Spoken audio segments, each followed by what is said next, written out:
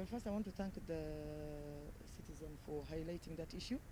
We watched the same with my chair of the anti-FGM board, the PS herself. Mama County, I think, also saw that expose. We immediately called the county commissioner. You can see he's here with the county commander. And we came overnight. We actually came overnight because there is a directive by the president to end FGM by 2022. Secondly, we've been here 3-4 times talking to chiefs and assistant chiefs.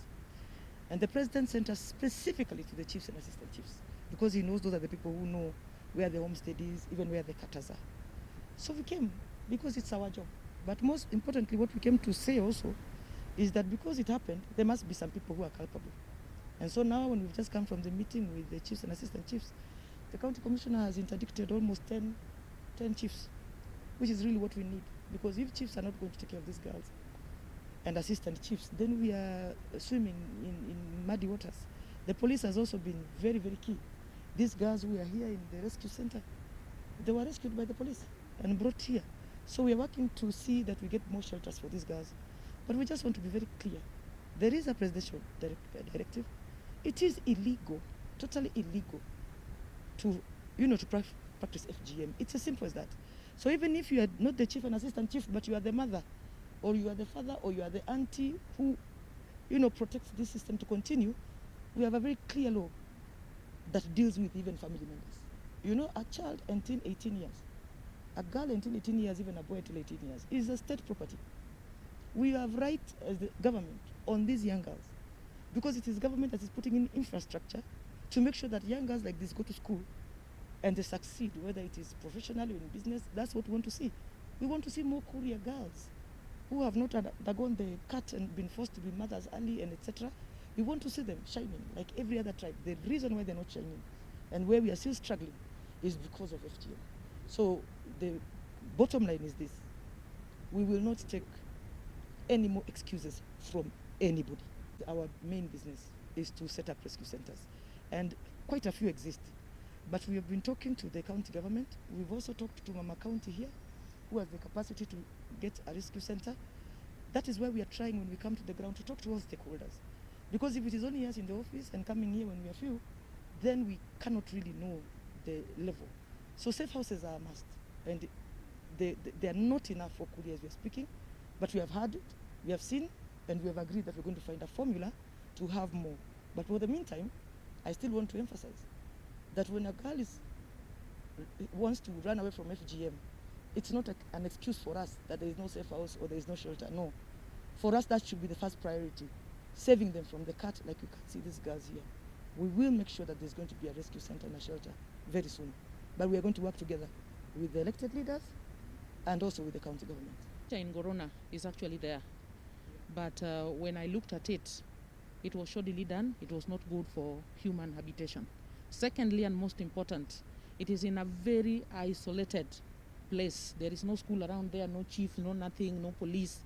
We cannot take people there who are suffering in security. So I know we have reported this to the security guards. There are plans to bring security to the place. As soon as that is done, I know I am ready with the beddings and all the other things, the equipment that people need to live there.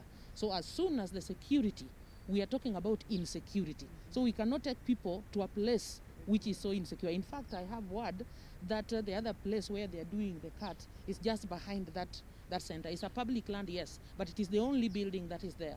So that is the main reason why there is no body or using that place, and it should be that clear.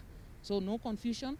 Apart from that, I think, CS, what we have seen, we might have to look for other alternatives where, especially if these girls can be taken away from here and even into other sub-counties or elsewhere, away from home for some time as we work on the parents to accept them back without conditions, then I think that's what we are working on. So let us team up together. We thank you for your open eye to bring this ugly thing to the attention of the government. This is important. It is important because we believe in girls' education.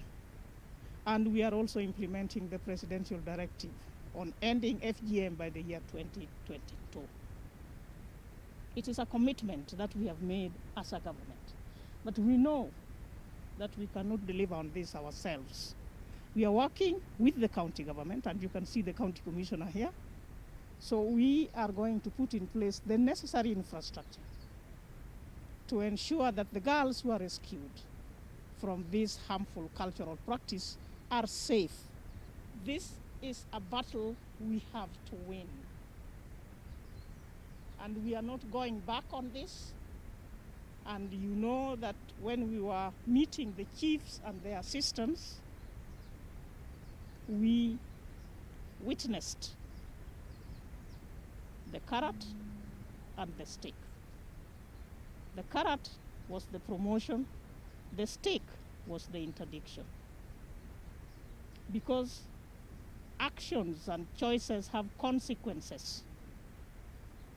Nobody should be allowed to disregard a presidential directive. Nobody. The leaders, so I'm 100% sure that the community around is aware of the effects of female genital mutilation. And I want to thank a citizen because we are here today because of what we saw on TV yesterday. And what we saw was not anything that made us happy, because for a long time we have camped here. Our people as the FGM are still here. 3 times we have met the chiefs, we have talked to them, and already we have the Act of Parliament, we have the Children's Act. So there are several acts of Parliament and several laws that are there that prohibit female genital mutilation. So when we saw people in the streets, we were wondering on what is happening, because I didn't really accept to say these are the chiefs that we talked to, these are the community that we talked to, and that's why we are here today. And I'm happy to say that we as the anti-FGM board do support other organizations that are in the ground, because we work with almost every person that is doing something to end female genital mutilation. And that's why we are here today, because we facilitate Musichana to make sure that these girls here are comfortable, they have food to eat, and we will keep supporting them, because we didn't come to see the people in the road, but we also came to see girls like these ones that we have seen who are safe. And therefore, we want to send a stern warning to all those individuals who are promoting this negative culture. And because we are being tasked with the responsibility of ensuring that we enforce the law. Today we have interdicted 10 chiefs and assistant chiefs who have failed in their performance. Therefore, the message is very clear, that if you are not with us, then definitely we'll send you home, so that we recruit other Kenyans who are willing to support the government agenda. Similarly, we have also identified 6 officers, among them police officers, whom we are going to recommend for promotion, because honestly there must be rewards and sanctions. And therefore, moving forward, we are going to collaborate very closely with all the stakeholders and to ensure people of Kuria that honestly they must support us. We are appealing to elected leaders and our opinion leaders, including our elders, to come out and support us, so that we can succeed together in this cause.